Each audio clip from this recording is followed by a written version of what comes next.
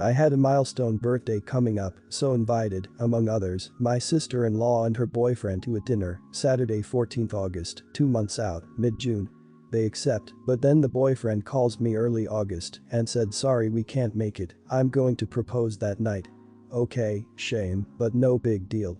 I texted him Monday August 9th to say good luck this weekend, he calls me right away, says I thought it was your birthday next weekend.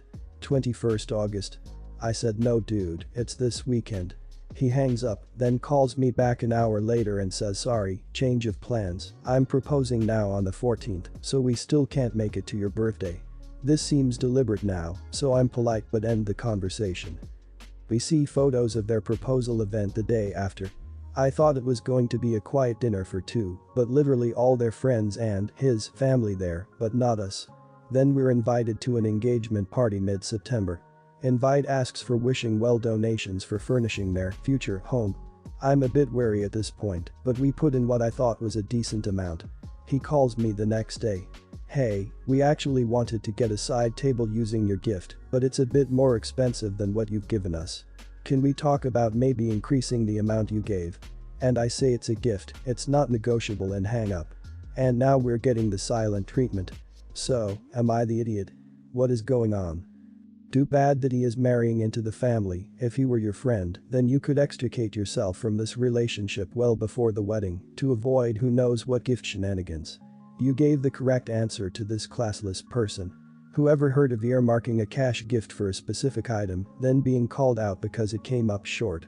At least you have the benefit of the silent treatment for the time being. If I were you, I would get on that registry day one to make sure that I got the least expensive item on it as their present. Not the idiot, but one is about to be added to your family. I can't believe his nerve. First of all, he made sure his proposal date was the same as your birthday, just to make sure there's no need to invite you to their party, in spite of having 2 months notice about the date. Then he holds his hand out for more cash for his engagement party. He's lucky you gave anything. Don't feel obligated to take part in any plans of theirs in the future, not even the wedding. The silent treatment is a blessing.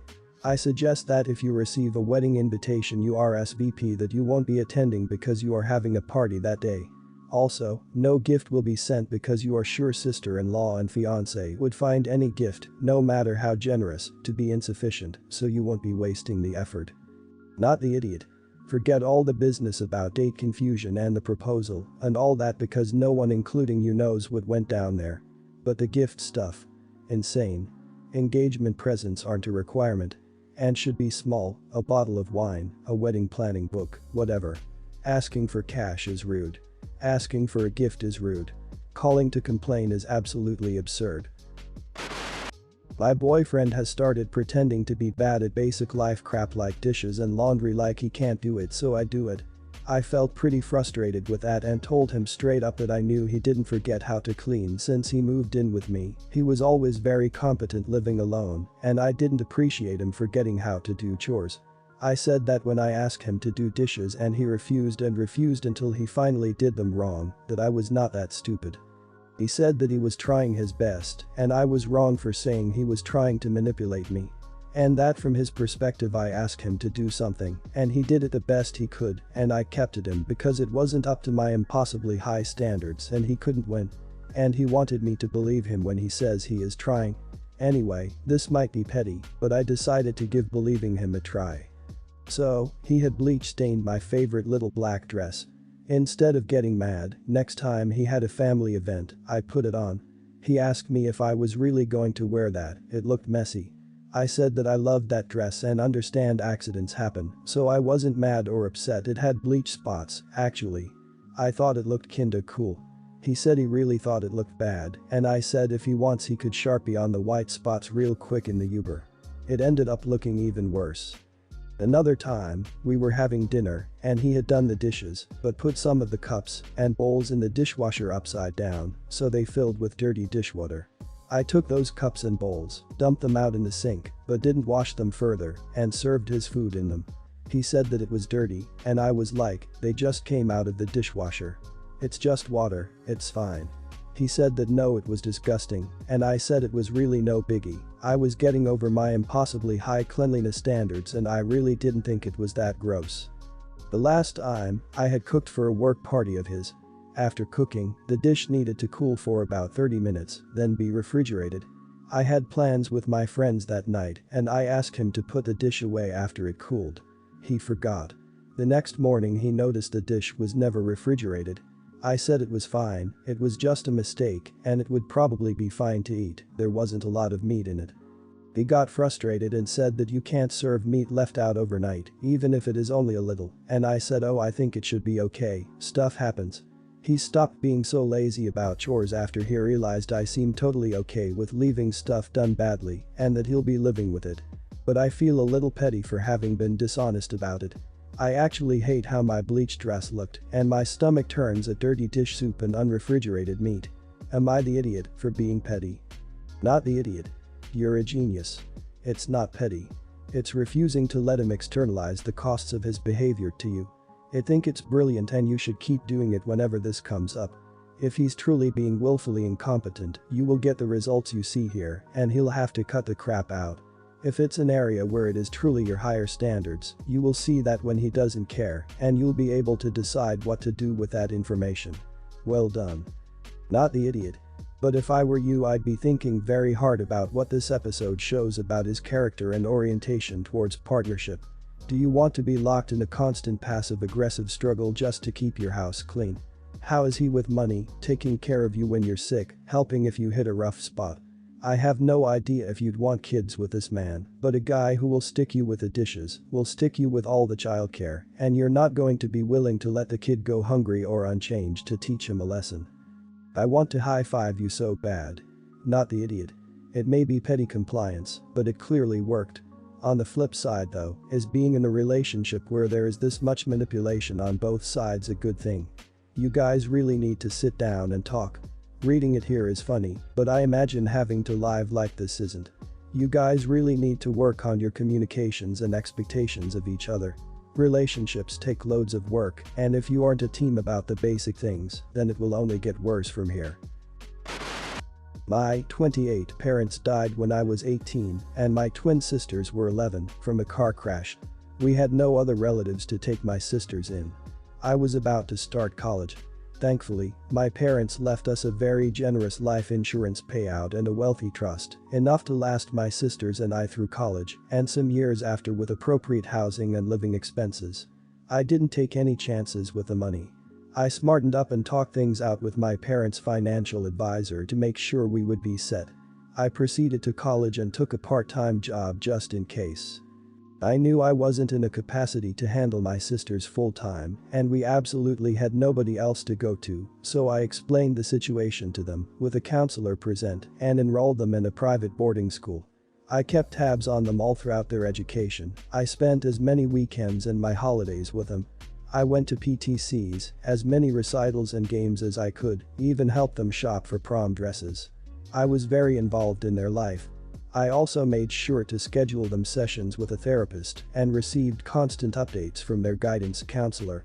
My sisters ended up graduating with no trouble and they're lovely, well-adjusted human beings both in college now. I am now a college lecturer doing my PhD. We have a close relationship and I am so lucky that they have been kind and understanding throughout the years. I spent a weekend with a friend's, 28, family last weekend and they asked me about myself, all the usual. Somewhere in the conversation I said, I raised my sisters and my friend's sister disagreed. She said the boarding school raised them and I shouldn't take credit for that. I disagreed and said I fulfilled the role of a parent, so yes I raised them from age 11 onward. She said I was an idiot for pretending to be a parent and I'd give real parents a bad name. Weekend went downhill after that and I didn't feel comfortable after.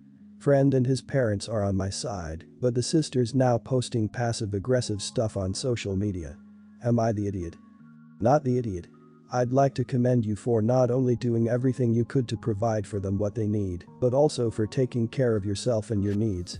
Being a caretaker is a very difficult job, especially when you're barely an adult yourself. Others, including her, have absolutely no room to judge you and your decisions.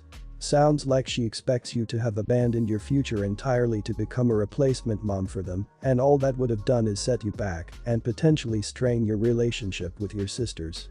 You made the best out of an absolutely horrific situation. Look, it doesn't really matter what someone's views are about boarding school, the fact is you had all the responsibility from a very young age and did the very best that you could. And look, it all turned out well. She has no right to have an opinion, who even is she? I'll never understand people correcting others like this. What you did was amazing. And you know, if my children were in a similar situation and did as well as you did, I would be so proud. You were barely an adult and put in a position of having to care for two grieving pre-teens while grieving yourself. Sometimes good parenting is admitting you are incapable of round-the-clock care for kids and taking appropriate steps to make sure the kids are cared for. You gave your siblings the stability they needed to cope with loss of your parents via the boarding school and took an active interest in their schooling and extracurriculars, as well as their mental health without sacrificing your own life. I caught my former brother-in-law making out with another woman, but when I told my sister what I witnessed, she dismissed it and pretty much called me a jealous, ugly girl with no future who is trying to ruin her marriage because I was jealous of all the things she had. She yelled at me for half an hour making fun of all my insecurities and screw-ups. I was 17. I was just a child who loved her sister and wanted the best for her. I stopped talking to her and everyone thought I was lying. I already had low self-esteem. Her words didn't help at all, and on bad days I still think about what she said. They were together for 3 more years before she realized that he was lying to her. She tried to apologize and build up a relationship again, but I was done with her. Everyone in my family has been asking me to forgive her and I haven't. She hurt me when she said all those things about me. It was my birthday last week. My mom wanted to host a small party. I told her that I didn't want my sister to attend. She said she wouldn't invite her. She did turn up. I think mom invited her. I was incredibly upset. My girlfriend asked me if I wanted to leave and I nodded. She found the right moment and slipped up out without anyone noticing. I told mom about 5 minutes after we left. Everyone is upset with me. My dad thinks I was childish. My mother is not speaking to me because I embarrassed her in front of the family. I feel like crap because I just wanted to away from my sister and I didn't care what happened or what mess I left for my family. Not the idiot. I love that dysfunctional families always want the person that was wrong to just let it go and forgive so they can pretending never happened and they get to play happy families. For all of them, each and every one of them, it's better for you to forgive because it makes their life easier. It was embarrassing for them because you showed the truth, they couldn't hide it.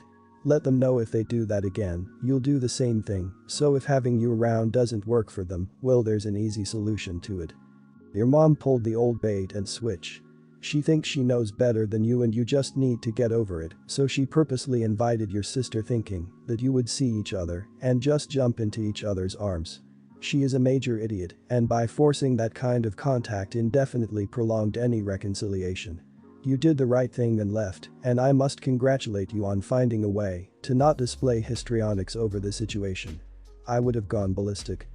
I understand that she wants to believe her husband, he was her other half. However, the way your sister addressed the situation when you told her is non-acceptable. Instead of yelling and claiming that you are lying, she could have asked for more details. In that way, she would have known if you had told the truth or was lying. In this case you didn't lie. She found out that 3 years later. The thing that makes this worse is that she actively berated you with harmful words and only tells you sorry years later. She had 3 years to say sorry for calling you names, but what you said was wrong, even if you weren't wrong. My fiancé has 2 brothers. One of them is married, the other is dating his girlfriend for 4 years. We'll talk about him. That guy's girlfriend always comes around to their family gatherings, which was surprising to me, since in my family we have a strict rule that, unless you are married, or at least engaged, you have no business being around in family gatherings regardless of how long you're together. But apparently it's a normal thing in my fiancé's family since her brother's girlfriend has always been invited to every social situation such as weddings, baby showers, holiday gatherings, etc. They treat her as if she's his wife at this point. To be honest, I've not treated that girl with respect. I didn't see it at first, but I recognize it now after being called out multiple times. One time while at a holiday dinner, I was talking with my brother-in-law, the one with the girlfriend, about some plans he had about moving out of state for a few months for a business project and then coming back. His girlfriend was present and she engaged in the conversation. At some point she suggested something to my brother-in-law about his moving situation and said something along the lines, "Wouldn't it be better if you did Y instead of X? It would make it easier for me and your parents to visit you and you'd be able to save up more money for our future as well." To that I replied to her bluntly, "Why is that any of your business? He'll do what he wants, what's your part in this equation?" My brother-in-law sided with his girlfriend though and said no, her suggestion is actually right and she does have a say because some of my decisions also affect our relationship. I shut my mouth.